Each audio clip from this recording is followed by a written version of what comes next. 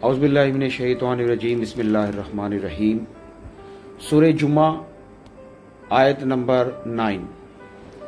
अल्लाह ताला फरमाता है कि ए ईमान वालो, जब नमाज की अजान हो जुम्मा के दिन तो अल्लाह के जिक्र की तरफ दौड़ो और खरीदो फरोख्त छोड़ दो, ये तुम्हारे लिए बेहतर है अगर तुम जानो। आजकल हम देखते हैं कि जुम्मे के दिन भी हम बिजनेस कर रहे होते हैं, जुम्मे की अजान हो जाती है फिर भी हम बिजनेस कर रहे होते हैं, शॉप खुली होती है। तो ये कुरान के मुताबिक अल्लाह फरमाता है कि ये बिल्कुल ठीक नहीं है। अल्लाह ताला फरमाता है, इसकी तफसीर कुछ इस तरह से है कि ए ईमान वालो, जब जुम्मा के दिन नमाज के लिए अजान दी जाए। इस आयत से नमाज जुम्मा के अहकाम बयान किए जा रहे हैं। यहाँ इस आयत से मुतल्लिक 3 बातें मुलाहिजा हों। इस आयत में अजान से मुराद पहली अजान है, ना कि दूसरी अजान जो खुतबा के दौरान होती है। अगरचे पहली अजान हजरत उस्मान गनी रजी अल्लाह ताला अन्हु से के ज़माने में इजाफा की गई, मगर नमाज की तैयारी के वाजिब होने और खरीदो फरोख्त तर्क कर देने का ताल्लुक इसी से है।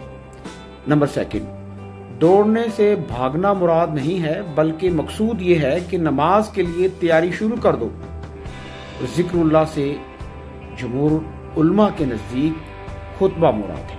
नंबर 3, इस आयत से नमाज जुमा की फर्जियत, खरीदो फरोख्त वगैरह दुनियावी मशागिल की हुर्मत और सही यानी नमाज के एहतमाम का वजूद साबित हुआ और खुतबा भी साबित हुआ। जुम्मा की वजह तस्मिया, अरबी ज़बान में इस दिन का नाम अरूबा था, बाद में जुम्मा रखा गया। तो सबसे पहले जिस शख्स ने इसका नाम जुम्मा रखा वो काब बिन लू है। उसकी वजह तस्मिया के बारे में मुख्तलिफ अक़वाल हैं।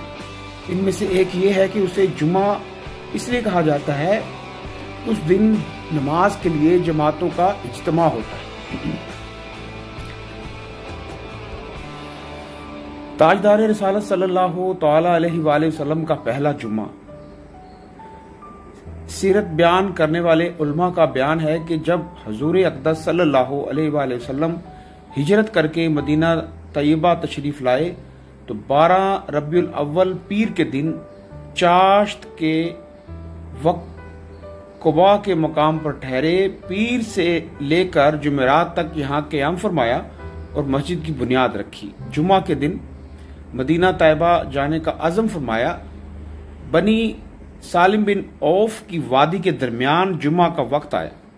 इस जगह को लोगों ने मस्जिद बनाया और सरकार दो आलम सल्लल्लाहु अलैहि वसल्लम ने वहां जुम्मा पढ़ाया और खुतबा फरमाया। यह पहला जुम्मा है जो नबी करीम सल्लल्लाहु अलैहि वसल्लम के साथ पढ़ा। रोजे जुम्मा के 4 फजाइल, कसीर अहादीस में जुम्मा के दिन के फजाइल बयान किए गए। यहाँ इनमें से 4 अहादीस मुलाहिजा हों।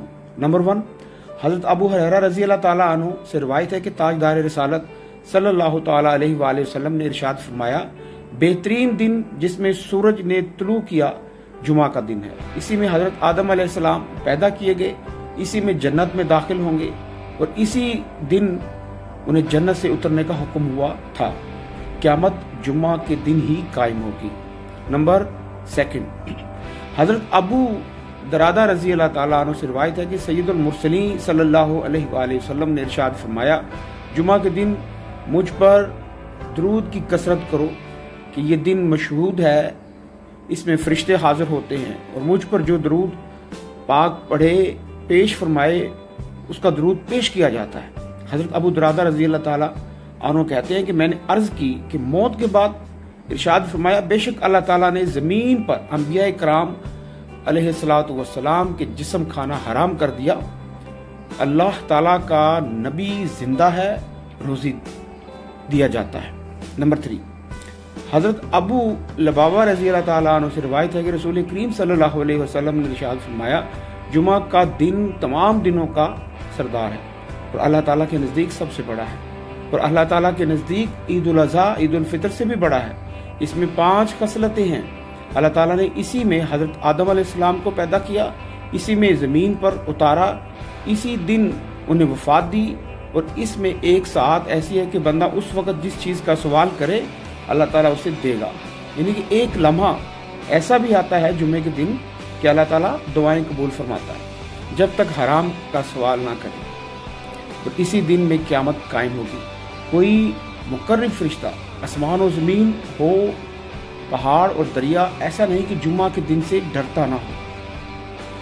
نمبر 4، حضرت جابر رضی اللہ تعالیٰ عنہ سے روایت ہے کہ حضور اقدس صلی اللہ علیہ وآلہ وسلم نے ارشاد فرمایا، جو جمعہ کے دن یا جمعہ کی رات میں مرے گا اسے عذاب قبر سے بچا لیا جائے گا، اور قیامت کے دن اس طرح آئے گا کہ اس پر شہیدوں کی مہر لگی ہوگی۔ سبحان اللہ۔ جمعہ کے دن دعا قبول ہونے کی گھڑی۔ جمعہ کے دن ایک گھڑی ایسی بھی آتی ہے جس میں اللہ تعالیٰ خاص طور پر دعا قبول فرماتے ہیں، جیسا کہ اوپر حدیث مبارک نمبر 3 میں بیان ہوا۔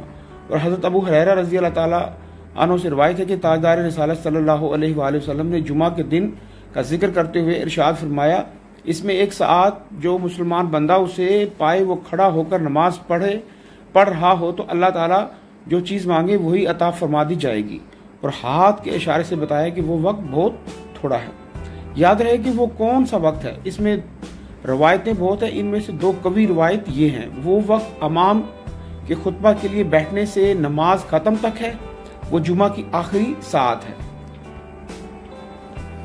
نماز جمعہ کے 2 فضائل۔ حدیث میں نماز جمعہ کے بہت سے فضائل بیان کیے گئے ہیں، یہاں ان میں سے صرف 2 فضائل ملاحظہ ہوں۔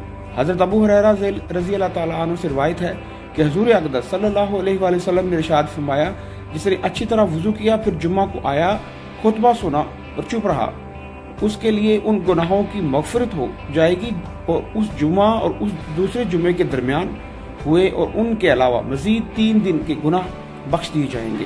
اور جس نے کنکری چھوئی اس نے لغو کیا، یعنی خطبہ سننے کی حالت میں اتنا کام بھی لغو میں داخل ہے کہ کنکری پڑی ہو اسے بھی ہٹایا جائے۔ نمبر 2، حضرت ابو سعید رضی اللہ تعالیٰ عنہ سے روایت ہے کہ رسول کریم صلی اللہ علیہ وسلم نے ارشاد فرمایا، 5 چیزیں جو ایک دن میں کرے گا اور اللہ تعالیٰ اس کو جنتی لکھ دے گا: جو مریض کو پوچھنے جائے، جنازے میں حاضر ہو، روزہ رکھے، جمعہ کو جائے اور غلام آزاد کرے۔ سبحان اللہ۔ یہ تھی آج کی ویڈیو ناظرین جمعہ کے حوالے سے۔ ہم لوگ جمعے کو بھی غافل رہتے ہیں اور اپنا بزنس کرتے رہتے ہیں، بزنس کو اوپن رکھتے ہیں، نماز کا ٹائم ہو جاتا ہے، اذان ہو جاتی ہے، پھر بھی بزنس کو اوپن رکھتے ہیں۔ اذان ہوتے ہی بزنس کو بند کرنے کا حکم ہے، یہ میرا حکم نہیں ہے، یہ اللہ کی طرف سے حکم ہے۔ اللہ تعالیٰ قرآن میں فرما رہا ہے کہ جب اذان ہو تو بزنس کو بند کر دیا جائے، یہ آپ کے لیے بہتر ہے۔